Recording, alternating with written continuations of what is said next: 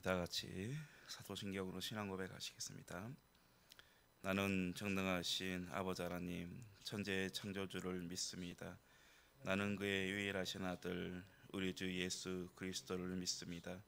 그는 성령으로 잉태되어 동정녀 마리아에게서 나시고 본디오 빌라도에게 고난을 받아 십자가에 못 박혀 죽으시고 장사된 지 사흘 만에 죽은 자 가운데서 다시 살아나셨으며 하늘에 오르시어 전능하신 아버지 하나님 우편에 앉아 계시다가 거기로부터 살아있는 자와 죽은 자를 심판하러 오십니다. 나는 성령을 믿으며 거룩한 공교회와 성도의 교제와 죄를 용서받는 것과 몸의 부활과 영생을 믿습니다. 아멘. 하나님 말씀은 히브리서 13장 9절에서 11절 말씀입니다.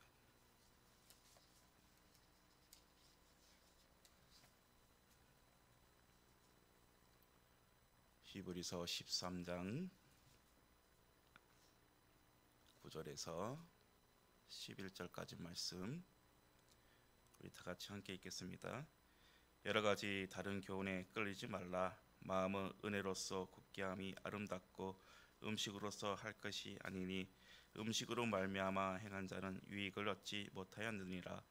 우리에게 제단이 있는데 장막에서 섬기는 자들은 그 제단에서 먹을 권한이 없나니 이는 죄를 위한 짐승의 피는 대제사장이 가지고 성소에 들어갔고 그 육체는 영분 밖에서 불사름이라. 아멘. 옛날 책들 중에 아이들이 공부하는 교재들 중에 수학의 정석이라는 책이 있습니다. 이 책은 대한민국에서 공부를 해보신 분이라면 그 이름을 익히 잘 들어보셨을 것입니다. 1996년도에 발간이 되었으니까 거의 3세대를 뛰어넘는 아주 오래 장기간 동안 발간되는 그런 교재입니다. 저도 학교 다닐 때 수학의 정석을 풀어봤던 기억이 있습니다. 그런데 이 책이 지금까지 이렇게 이어질 수 있는 것은 어떤 이유일까요? 그것은 말 그대로 그 제목에 수학의 정석, 그냥 수학의 모든 기초, 기본을 아주 잘 다루고 있기 때문에 그렇습니다. 기초만 단단하다면 그 위에 무엇을 쌓아 올리든 아주 여러 가지 모양으로 쌓아 올릴 것입니다. 우리의 신앙도 마찬가지입니다. 우리의 신앙이 든든하고 바로 세워져 있다면 이 세상 속에 우리들이 어떠한 어려움도 어떠한 풍파도 능히 이겨내고 헤쳐나갈 수 있을 것입니다. 오늘 본문의 말씀을 통해서 우리에게 신앙의 기초를 어떻게 잘 쌓아 올릴 것인가를 함께 묵상하고자 합니다. 종교 개혁자 존 칼빈은 이런 말을 하였습니다.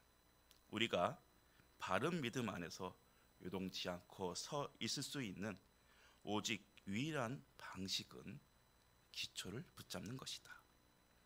만일 기초에서 조금만 떨어져도 그러한 일은 불가능할 것이다.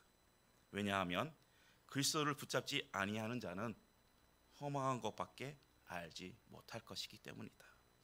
비록 그가 하늘과 땅을 이해할 수 있다고 할지라도 말이다. 이렇게 말을 했다고 합니다. 여러분, 우리 신앙의 기초는 무엇입니까? 그리스도입니다. 우리 신앙의 기초는 예수 그리스도입니다. 그리스도를 붙잡지 않으면 우리는 허망한 것을 붙잡는 자가 되는 것입니다. 우리의 신앙의 기초, 여러분 예수 그리스도를 붙잡고 계십니까? 아니면 세상의 어떤 것들이 여러분들의 삶의 기초가 되어 있습니까?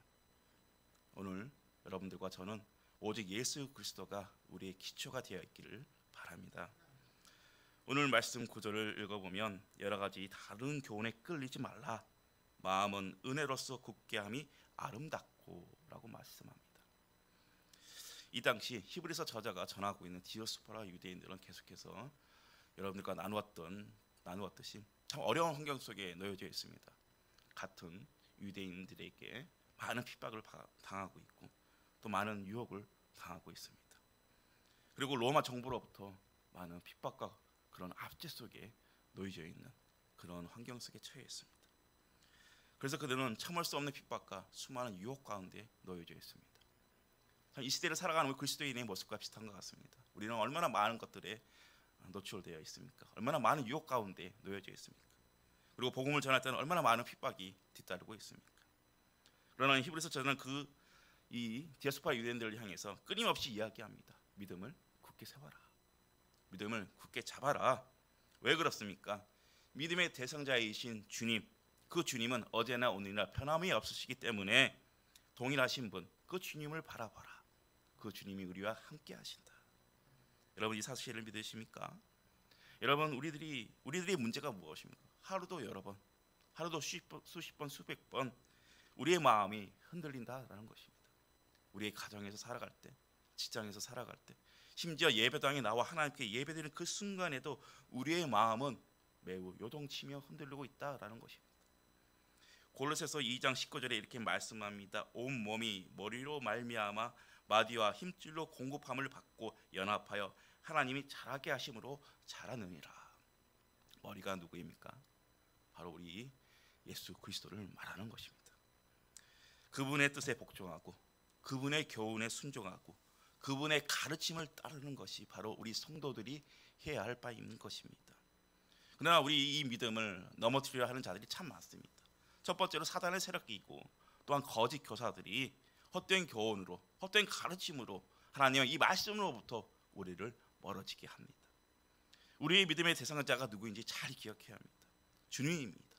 주님은 태초부터 지금까지 변함이 없으시고 오직 한 분 그 말씀과 그 뜻을 우리에게 가르쳐주고 계십니다. 그렇기 때문에 그 말씀에 우리는 견고하게 우리의 믿음을 세워나가야 합니다. 다시 9절 말씀을 보면 마음은 은혜로서 굳게 함이 아름답고 음식으로서 할 것이 아니니 음식으로 말미암아 행하는 자는 유익을 얻지 못하였느니라. 여기서 음식은 우리가 흔히 알고 있는 음식물을 가리키는 것이 아니라 레위기 11장에 나오는 음식 규례를 가리키는 겁니다. 다시 얘기해서 히브리서 저자는 옛 언약은 그리스도로 십자가로 말미암아 완성되었음을 강조해 왔습니다. 그런데 문제는 여전히 음식에 관한 규례를 지킴으로써 구원을 얻을 수 있다라고 그러한 것을 강조하는 거짓 교사들로부터 경계하고 그들을 지키기 위해서 메시지를 전한 겁니다. 즉 율법의 행위로 구원을 얻을 수 있다라고 다시 유대교로 돌아가자라고 권면하는 그 유혹으로부터 믿음을 신앙을 지켜라라고 말하는 것입니다.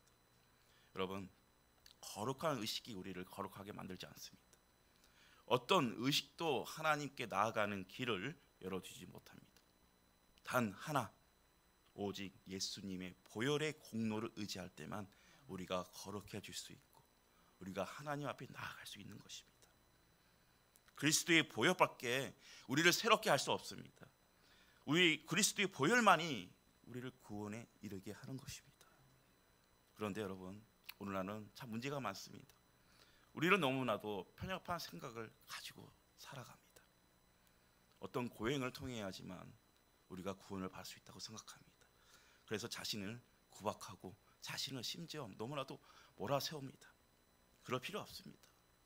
또 어떤 사람들은 오직 자신이 정해놓은 규율을 따르지 않을 경우엔 구원을 받을 수 없다라고 이야기합니다. 인간이 정해놓은 엄격한 규율은 정결함을 보장하지 않습니다. 오직 그리스도의 보혈, 오직 그리스도의 보혈로만 가능한 것입니다. 오해하지 마시고 들으시기 바랍니다. 물론 교회 안에 개인보다 공동체를 위하고 통일된 면을 취하고 질서 있고 안정되게 행동하는 것 중요합니다. 다만 인간이 정해놓은 규율은 이것을 지켰을 때 경건한 자가 되고 지키지 않으면 불경건한 자로 몰아세우는 그런 것은 있어서는 안 된다는 것입니다. 그것은 율법주의와 전혀 다를 바가 없는 것입니다. 현재 한국교회는 상봉사공 세대들에 대해서 관심이 많습니다. 이들은 교회의 허리가 되기 때문에 그렇습니다. 23년도 목회 데이터 연구소의 자료에 따르면 3040 세대가 교회를 떠나간다라고 이야기합니다. 그리고 그들은 교회를 떠나 가나안 성도가 된다라고 이야기합니다. 가나안 성도가 무엇입니까? 교회를 다니지 않는 교인들을 가리키는 말입니다. 이러한 가나안 성도가 되는 증가율이 무려 3배가 증가되었다라고 이야기합니다. 그래서 조사를 했습니다. 가장 큰 이유가 무엇인가? 3040 세대들이 떠난 이유가 과연 무엇인가?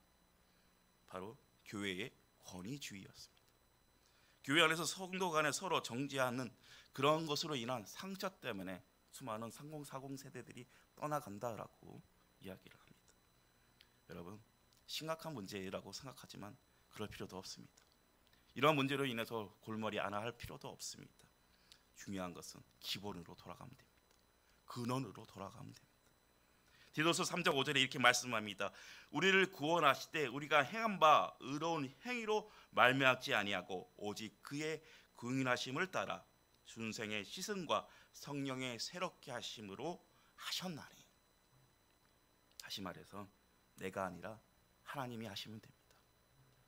사랑하는 성도 여러분들, 인간이 수많은 규율과 수많은 정통을 세워봐야 소용없습니다. 그것은 우리를 향하는 구원의 잣대가 될 수 없습니다. 거기에는 하나님의 은혜가 있어야 합니다. 오직 은혜, 오직 성령의 역사가 있어야 합니다.